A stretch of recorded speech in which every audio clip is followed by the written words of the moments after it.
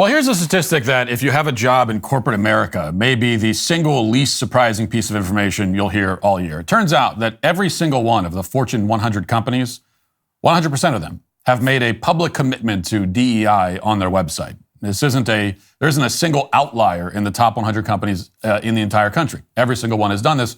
Chris Ruffo looked into this and he found that they all have a stock DEI page on their website. Whether you go to Amazon or Target or Dell or Verizon or Home Depot or banks or insurance companies or anywhere else, you'll find the same platitudes, boilerplate about the importance of the alphabet people, parental leave for birthing folks, outreach to historically black colleges, and so on. Now, this total uniformity took hold relatively quickly, as you may remember, within the last few years. Publicly, the explanation for this change is that all of these companies are suddenly very concerned about racial justice. They're upset about George Floyd, and so on. But privately, there's another very clear reason for it. The leadership of all of these companies understand very well that if they stop practicing DEI, if they, let's say, start hiring all of their employees based on merit instead of skin color, then the federal government will try to destroy them. This is a dynamic that normally plays out behind the scenes, away from public scrutiny, so we don't really know everything that's going on. But this week, in one very dramatic case, it's spilled out into the open. The convenience store chain Sheetz, which has more than 700 locations all over the country, was just sued by the Biden administration after they rejected the federal government's attempt to shake them down with a settlement. And what was Sheetz's crime, you may ask? Did they sell bad gasoline? Did they sell poisoned hot dogs? Did their name violate communications decency laws? Well, no. According to the Biden administration, Sheetz broke the law by refusing to hire applicants who failed a criminal background check. Now, apparently, the Biden administration believes that this is a racist policy because many of the people who fail these background checks happen to be non-white. And to be clear, that is the entire accusation. So if you want to give the Biden administration the benefit of the doubt, I don't know why you'd want to, and you think, well, there must be more to the story, there must be some. No, the Biden administration is not claiming that Sheetz intentionally discriminated against anybody on the basis of race or any other, quote unquote, legally protected characteristic. They're not claiming that Sheetz used these background checks as part of some explicit, intentional, racist, white supremacist scheme. They're not saying that. Instead, the Biden administration is using a theory of discrimination known as disparate impact, which was enshrined into civil rights law many years ago. And under this theory, a lack of discriminatory intent doesn't actually matter. All the government has to show is that a policy disproportionately affects members of certain racial groups without a clear business purpose in a manner that could be reasonably avoided, according to them. Now, in a moment, I'll get into the lawsuit and I'll explain why it's a complete farce, even if you buy into the whole disparate impact theory, but we'll get into disparate impact theory also and why that is a farce as well. But first, I want to contrast two local news reports about what's happening to Sheetz. The first one is from WCNC in Charlotte, North Carolina, and the second one is from CBS in Durham. Watch. This week, the Equal Employment Opportunity Commission filed a lawsuit against the Sheetz convenience store chain. Officials claim the chain violated civil rights law by sorting out job applicants who failed a criminal background check, resulting in alleged discrimination against minority applicants. Sheetz operates more than 700 stores across 6 states, including North Carolina.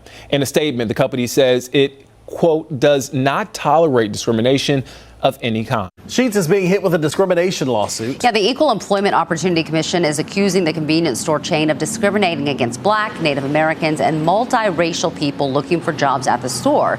The EEOC filed the suit in Baltimore against Altoona, Pennsylvania-based Sheetz. Now, you'll notice that the CBS News report doesn't even mention what Sheetz is accused of actually doing. They don't talk about the background checks at all. They just lead you to believe that Sheetz is accused of discriminating against Black, Native American, and multiracial people with no context whatsoever. So you're allowed to just sort of fill in the blanks. So maybe you're starting to see how the shakedown works. The federal government shows up to a major corporation. They accuse them of racism based on no evidence whatsoever. And then they demand millions of dollars, including back pay for a bunch of employees. And if the company doesn't comply, then the administration sues them. And then the media is aware of it, and they basically accuse the company of racism, and that's the way that this whole this extortion racket works. And this is why many companies choose to just head off the whole problem in the first place by openly discriminating against white people. Because if you do that, then a Biden administration will not bother you. They won't touch you. So let's get into specifics of the case, because that's the only way to truly understand how insane this is.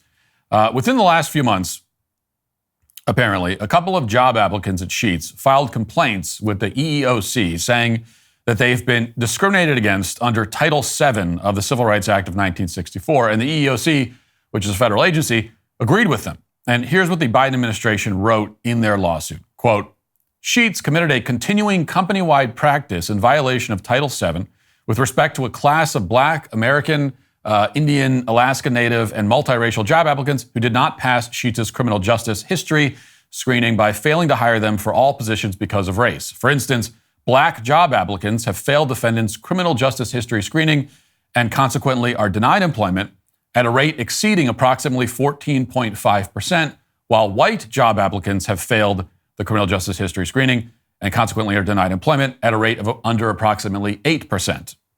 The complaint notes that the number of Indians and multiracial applicants who are denied on this basis is roughly the same. Now, a few points here. First, given what we know about Black crime rates, these numbers are actually a lot closer to each other than you would expect. There's less of a disparity than you would expect. Nationally, according to FBI data, Black people make up more than 26% of total arrests, and the imprisonment rate for Black Americans is over 5 times the rate for whites. But the Sheetz data only shows a disparity of around 7%.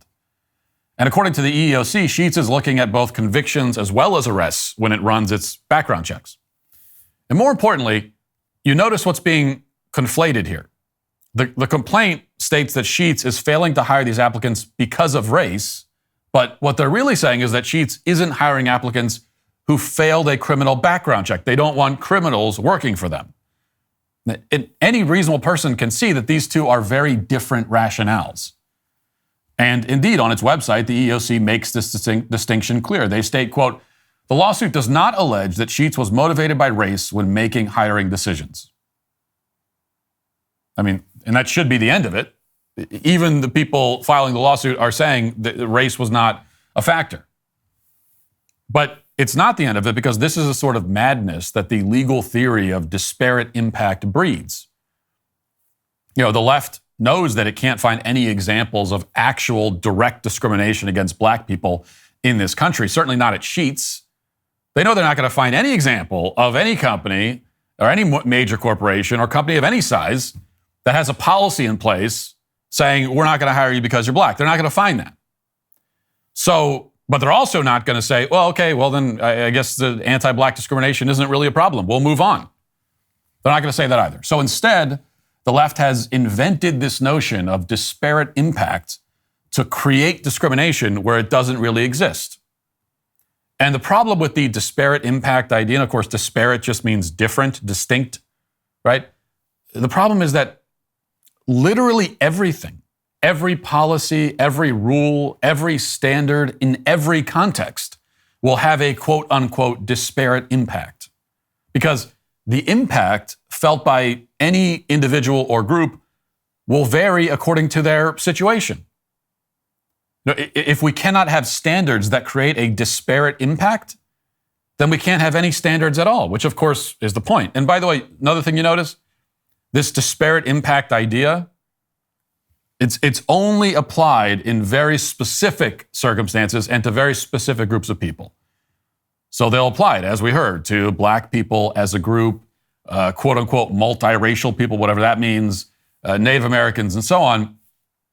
But you notice something, they don't apply it based on sex. Because there are many laws where men are much more likely to be found guilty, to be arrested, to go to prison than women.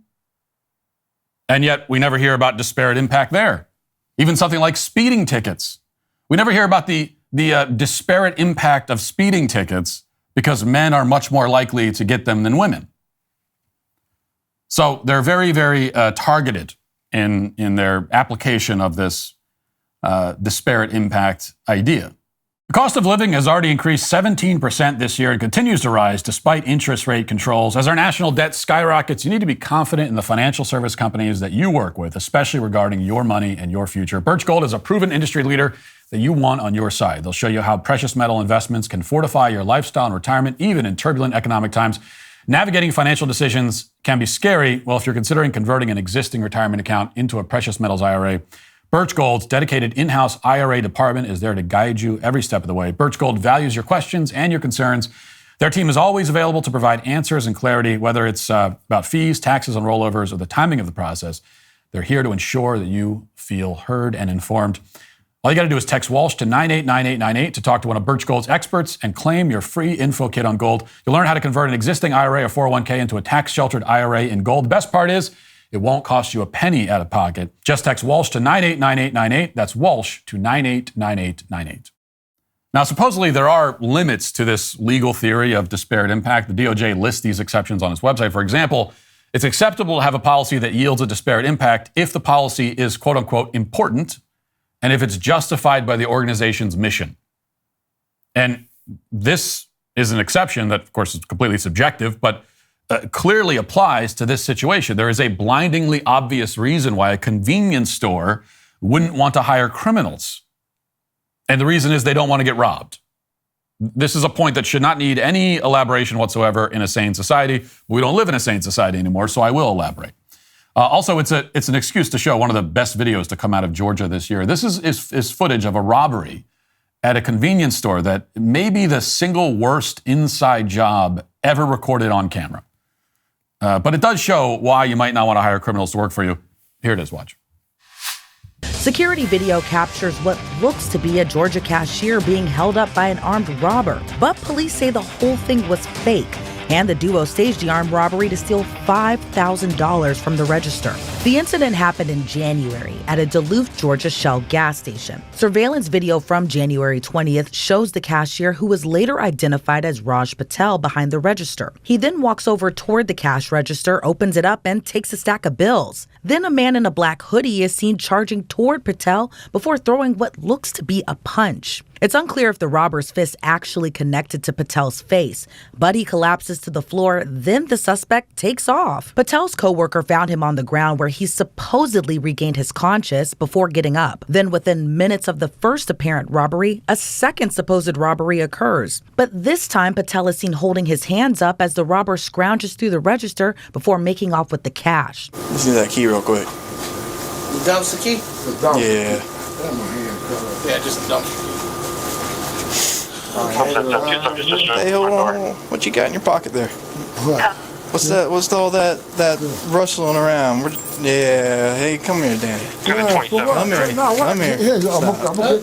Stop, Danny. Danny, stop. Danny, stop. So they say it's unclear if the robber's fist actually connected to Patel's face. That's a polite way of putting it. I mean, I've seen more convincing violence in like professional wrestling matches, which, by the way, if you're going to do this, you got to sell out for it. I mean, you got to go all the way. Like, you have him actually hit you in the face. I mean, if you're going to do it, then you've really got to be willing to take the black eye. If you're going to try something like that, and it takes the cops a little while, but they eventually blew the whole scheme wide open, mainly because the accomplice was hanging out right outside the store when they arrived, and cash started falling out of his pocket when they questioned him. In any event, the point is that if this clerk applies to Sheetz, they should be able to reject him because of his criminal history. His ethnicity doesn't matter. The fact that he's a criminal matters. Convenience stores get robbed all the time, including by their own employees. It's clearly important to the business of a convenience store to root out criminals so they don't get robbed. Now, I read the entire complaint from the Biden administration, and I couldn't find a single argument to the contrary here. Instead, they fault Sheetz for failing to contact applicants to request additional information after they fail their criminal background checks. The Biden administration doesn't say what additional information might be relevant, but they say that Sheetz is racist because they don't request that additional information. I mean, I guess they see someone has a criminal history, they committed a bunch of crimes, they're supposed to call them and say, why did you commit these crimes? What were you feeling? What were you feeling when you committed the crimes? I don't know exactly. But the Biden administration faults Sheetz for failing to name the specific condition that's the basis for their decision when applicants have multiple criminal convictions. And apparently Sheetz doesn't have a whole committee making these decisions, nor is there a procedure for appeals. They just sort of see that there's a criminal history and they move on to the next application. That's what they do. None of this, of course, is remotely relevant to racism, nor does it disprove the obvious fact that hiring criminals is a bad idea for a convenience store. So it doesn't really address the relevant legal issues in any way. Now, you get the sense that Sheetz was stunned by the Biden administration's claims to the contrary. The federal government's complaint goes on to state that, quote, the commission engaged in communications with defendants to provide defendants an opportunity to remedy the discriminatory practices, but the commission was unable to secure from defendants a conciliation agreement acceptable to the commission.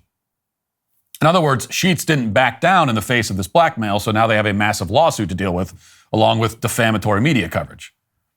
Now, obviously, this is one of the more egregious examples you'll ever see of the sort of soft bigotry of low expectations, or the soft bigotry of no expectations in this case. Because, look, if I were black, I would be highly insulted by the idea that a criminal background check presents some kind of insurmountable hurdle for me specifically. It's a lot like saying black people can't possibly obtain voter identification, which, of course, is another claim that you hear from the Biden administration. What the left is effectively saying is that there's simply no chance for black, Indian, or multiracial job applicants to stop committing a disproportionate amount of crimes. So instead of doing anything to get them to commit less crime, we have to pretend that business owners are somehow the real villains in all of this. If they refuse to hire non-white applicants for any reason, they'll get a lawsuit. But of course, they can continue to discriminate against whites all they want. Now, Sheetz seems to understand that, and they're already giving signs that they're going to cave, unfortunately. In response to this lawsuit, Sheetz issued a statement saying, quote, diversity and inclusion are essential parts of who we are. We take these allegations seriously. We have attempted to work with the EEOC for nearly 8 years to find common ground and resolve this dispute. So it's not exactly a full-throated defense of their position, which is obviously the correct one, their position is. And as their statement notes, this has been going on for a long time, 8 years, in fact. They've been getting harassed by the federal government because they don't hire criminals. So there's some history here that we know about. And I looked into it, and it turns out that this isn't the first time the EEOC has filed a lawsuit like this. Back in 2019, the EEOC under the Trump administration sued Dollar General for, quote, denying employment to African Americans at a significantly higher rate than white applicants for failing the company's broad criminal background check. What was the result of that? Well, a $6 million settlement and a 3-year consent decree. According to a top EEOC attorney at the time, quote, this case is important because Dollar General is not just providing relief for a past practice, but for the future as well. If the company plans to use criminal history, it must retain a criminologist to develop a fair process. Unlike other background checks based on unproven myths and biases about people with criminal backgrounds, Dollar General's new approach will be informed by experts with knowledge of actual risk. Now, it's hard to believe that's a real quote, but it is. They're saying that it's an unproven myth and bias to believe that somebody with a previous history of criminal behavior is more likely to commit other crimes in the future. Now, you don't need any statistics to know how absurd that is. You just need common sense. But here are the statistics anyway. According to DOJ's own numbers, quote, at least half of citizens released from incarceration will recidivate in some way following release. And according to other estimates, including a survey from Prison Policy, roughly a third of people who are arrested report that they are rearrested for another offense within a year. And there are about 1 million other data points that you can find, but suffice it to say that it's not a myth that criminals are more likely to reoffend. If you've committed one crime, it's more likely that you will commit another one. This is an extremely basic and obvious fact that everybody understands, and yet the EEOC pretends they don't understand it. And now Dollar General needs an expert to tell them that they're being racist if they reject a black guy with 5 prior convictions. How did that go completely unnoticed at the time, you might ask? Why didn't the Trump White House override what the EEOC was doing and fire everybody involved? Who knows? I mean, the most likely answer is that the White House wasn't aware of it. And if that's the case, which I think it probably was, it's hard to think of a better argument that the federal government needs to be cut in half immediately for starters. That's just for starters. And most of these unelected bureaucrats need to find new jobs. They have gone rogue, and they're implementing policies that defy all logic, and they should be fired en masse. That should be the first executive order if, in fact, there is a second Trump administration. With the Sheetz case, The Biden administration is trying to shake down yet another company in order to erase the distinction between criminals and non-criminals. This is economic sabotage, and it simply cannot be allowed to succeed. Hey, YouTube, thanks for listening to the show. If you'd like access to my full show with no ads, you should go to dailywire.com and use promo code Walsh to get 2 months free on all annual plans. See you there.